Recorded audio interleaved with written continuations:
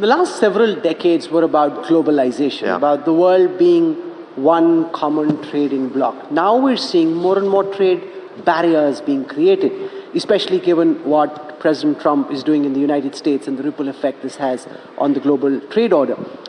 Given that, and now that you're not in power, you can actually look at it from a technocratic lens. What's your sense of how countries like India should be navigating the turbulence being caused by the kind of tariffs that the United States is throwing? Yeah. No, look, it's an excellent point.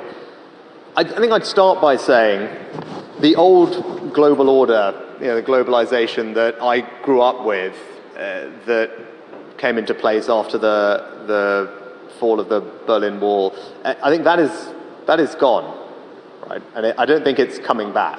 Now, we're not quite clear what's going to replace it, but a couple of themes are clear. One is that there's going to be more multipolarity in the world, and India is an example of that. And I think the second is countries everywhere are focused much more on domestic capabilities.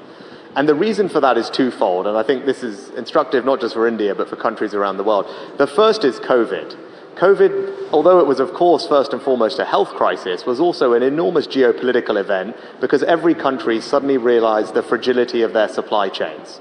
I'll give you an example. We in the UK at the beginning were very short of PPE, gowns, gloves, masks, and it got to the point where the entire country was watching to see if a flight, I think it was taking off from Turkey to come to the UK, was going to land in time, with the amount of PPE we needed so our NHS could keep going that week. That was where it got to. So because of that, every country in Europe now has a cabinet-level committee that's focused on the resilience of supply chains and domestic capabilities. I think that's the first reason, Rahul. Things have changed, and every country needs to think like that. And I think the second is China, right? And China, it's clear, doesn't play by the same rules that many of the rest of us were playing by, right? They don't view trade purely as an economic function, and it has meant that countries have to think about security, IP theft, alongside trading relationships.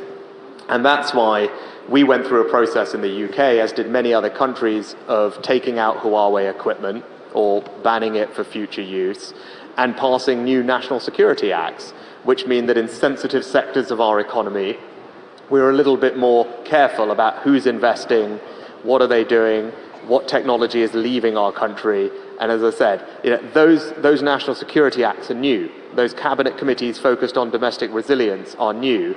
They're not going away, and that's why I think the old global order, trading-wise, is not going to come back in the same form.